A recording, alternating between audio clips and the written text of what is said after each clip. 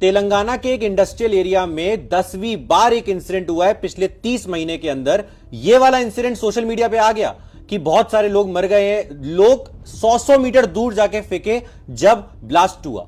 आपको समझना पड़ेगा कि यह पहला इंसिडेंट नहीं है और पहले इंसिडेंट पर ही एक्शन हो जाना चाहिए। और जितनी बार जो ये सर्वे होते हैं, इन्वेस्टिगेशन होती है, पैसा खिला के छोड़ दिया जाता है, उन सब जगहों पे काम होना चाहिए, जैसे कि वो चीज बच सके जो इस टाइम पर शायद पैसे मतलब कोई वैल्यू नहीं रह गई है इंसान की जान की। वो जो जान है ना इंसान की, गरीब की, वो बच सके।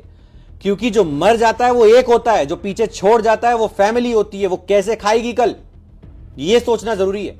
आपको एक बार इंसिडेंट समझाता हूं ये होता कैसे। इसको बोला जाता है माइक्रो क्रिस्टलिन सेल्यूलोज। मतलब बेसिकली एक तरीके का पाउडर है। जैसे आप जो टैबलेट खाते हो, दवाई खाते हो, फ्लैक्सोन, ये पैरासिटामोल एटसेट्रा। देखो मैं बायोटेक्नोलॉजी का या बी फार्मा का स्टूडेंट नहीं हूं, जितना मेरे को सिंपल है मैं समझा सकता हूं उतना समझा रहा हूं। तो ये जो दवाई होती है, इसमें जो पाउडर को साथ में जोड़ के रखता है ना दवाई को, उसमें ये यूज होता है माइक्रो क्रिस्टलिन सेल्यूलोज। ठीक है, अब ये कैसे बनता है?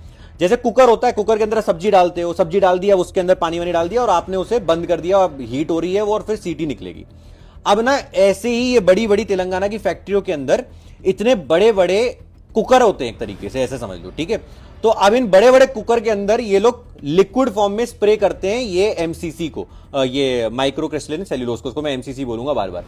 अब ये स्प्रे कर देते हैं, फिर इन्हें बड़ा हीट किया जाता है और उसके बाद इनमें ये पाउडर बन के निकलते हैं, पाउडर बनता है। ठीक है, डस्ट टाइप का।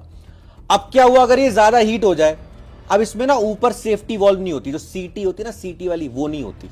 अगर वो तरीके से लगा दी जाए, इमरजेंसी सिग्नल्स हो, बंद मशीन को बंद करने के कोई इमरजेंसी सिस्टम हो, जो इंटरनेशनली प्रोटोकॉल्स हैं, क्योंकि खाली हिंदुस्तान में नहीं बन रही है दवाइयां, या हिंदुस्तान में खाली पाउडर नहीं बनाए जा रहे, तो अगर ये सिस्टम्स बना लिए जाएं तो पहली बात तो पता चल जाएगा पहले।